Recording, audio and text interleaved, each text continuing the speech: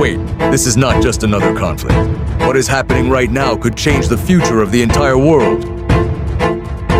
In the last 24 hours, tensions in the Middle East have continued to rise. Military activity, warnings between countries, and growing instability are creating fear of a much larger war.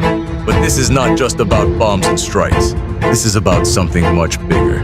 This is about the global economy, energy, and the future of millions of people. Right now, the situation is becoming more dangerous with each passing day. Countries are preparing, military forces are moving, and the risk of escalation is increasing. If this conflict continues the way it is now, the consequences could be massive, not just in the Middle East, but across the entire world. One of the biggest risks is the global economy. When war affects key regions like the Middle East, it immediately impacts oil supply. And when oil supply is affected, prices go up. We are already seeing signs of this. Fuel prices are rising, transportation costs are increasing, and businesses are starting to feel pressure. If this continues, countries that are already struggling could face serious economic problems.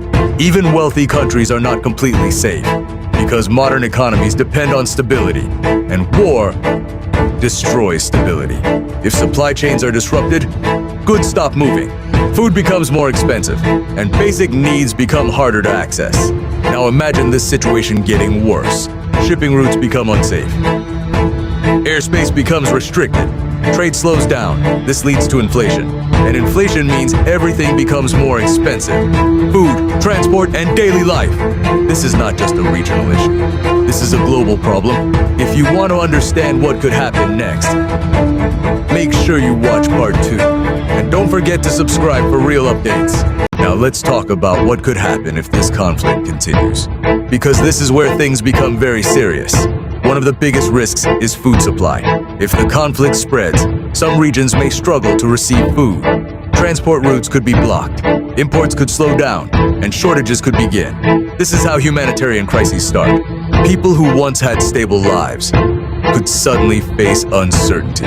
Another major risk is displacement.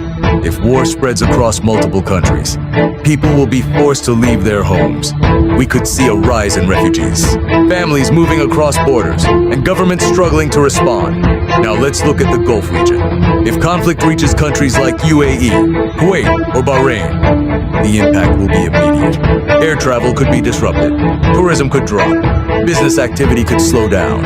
Dubai, for example, is a global hub. If instability hits there, it affects not just the region, but the entire world. And then there is the United States. If the conflict escalates, the US could be drawn deeper into it. And when global powers are involved, conflicts become much harder to control. So the real question is this: if this continues, where does it end? History shows that conflicts like this do not stay small. They grow, that energy, power, and global influence are all involved. And that makes this situation extremely dangerous. Right now, the world is watching, and the future is uncertain.